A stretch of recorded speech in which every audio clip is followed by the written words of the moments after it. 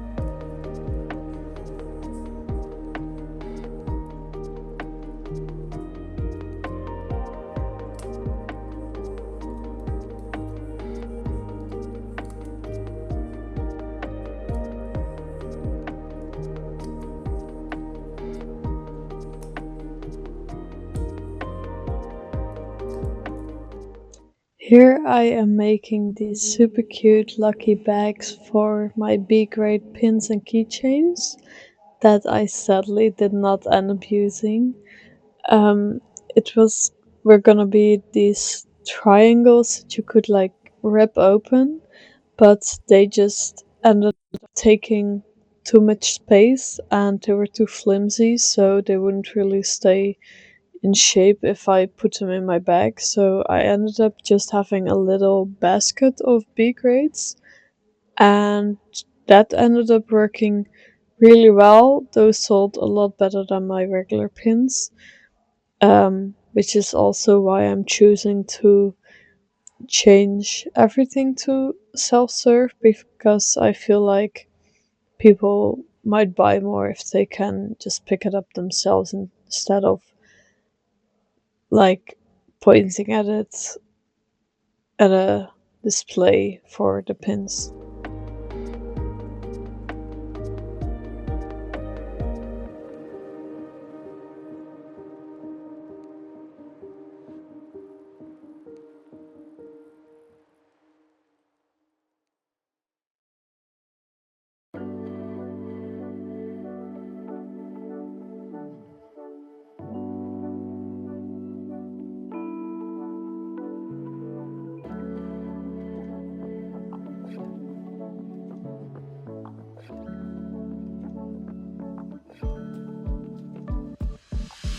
So I had Made in Asia Brussels this weekend, and honestly, it was kind of disappointing. I was really excited because it was gonna be my biggest con with like 70,000 visitors, and I just barely made back my costs, which was kind of disappointing.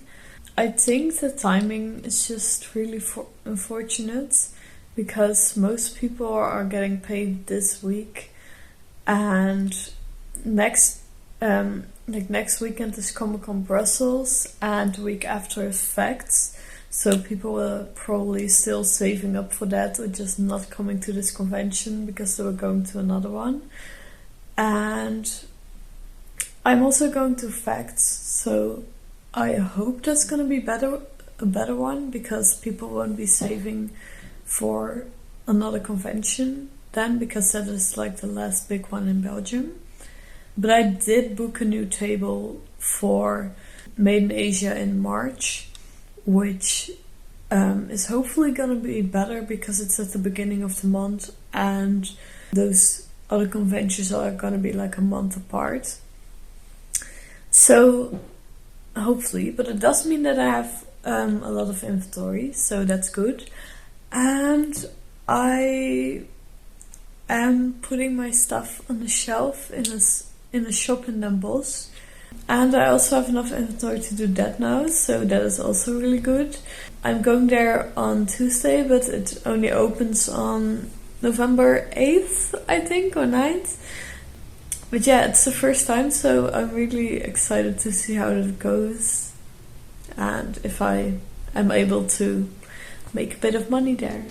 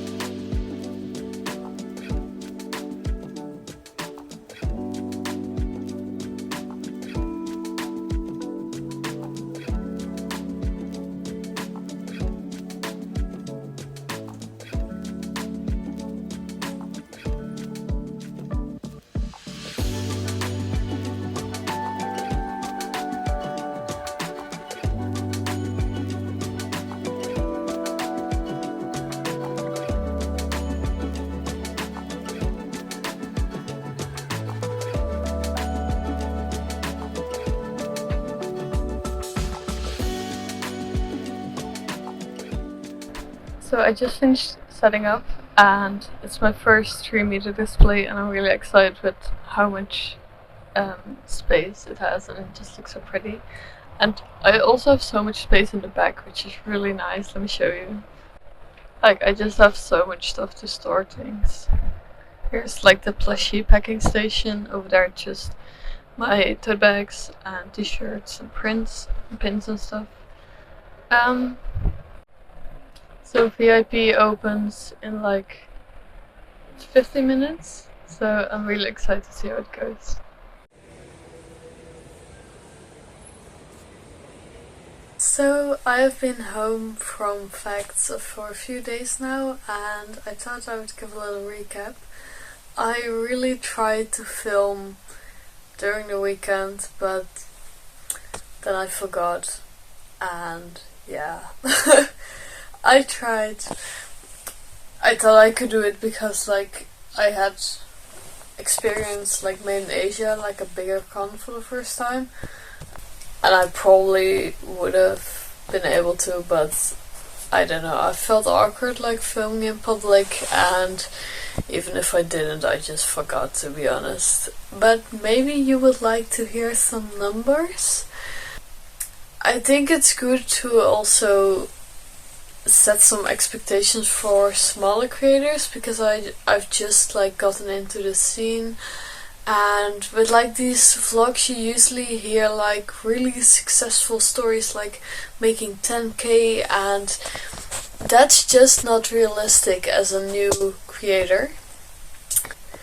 As I heard that especially in Belgium you really have to build up like a relationship with the audience, and that they're really loyal once they know you, but that it's kind of hard to get into it as a newcomer. So yeah, also 2 things to consider. There was Made in Asia in Brussels, then the weekend after that there was Comic-Con Brussels, and Facts was the week after that, like an hour away. So these 3 cons were really close together, and I definitely think it affected the amount of sales and visitors and just the amount of money that people had. And I was also in a kind of an icky spot. I was like, they added some extra tables like on the side of the room, so I wasn't like in a regular row. I was lucky enough to like be placed at the end of a row, like you looked at my table when you walked out of it. There were also some that were like in between the exits of rows, so you don't really see them unless you're walking like next to them. Yeah, so do keep those things in consideration. And it was also one of my first Belgian cons, so yeah.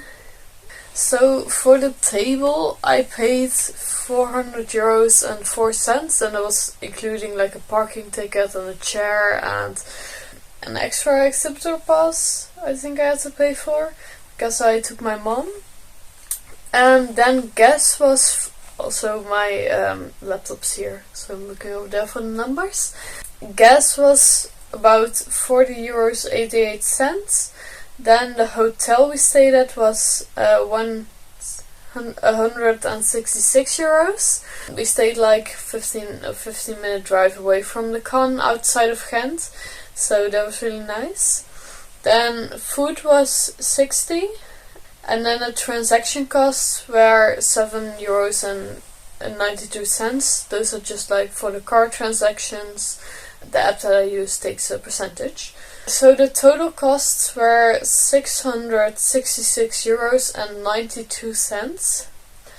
And then for profit, it was so weird. Like the first day was basically all cash, and then the second day was a lot of cards, so maybe people's cash ran out the second day. So for the Saturday I had €258 in cash and €183 euros by card, so that's a total of 468.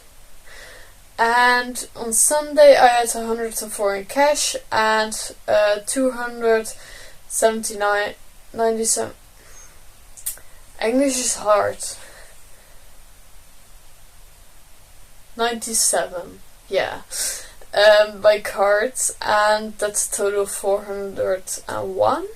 So the total amount that I made in the whole weekend was 869, and the profit was 194 euros and 16 cents, which is not a lot of profit for the amount of time that it costs, but I'm hoping to do better next time, because I'm placed in a better spot, and the cons that I just mentioned are like a month apart, so people are not still saving for something or just spend all the money at another thing.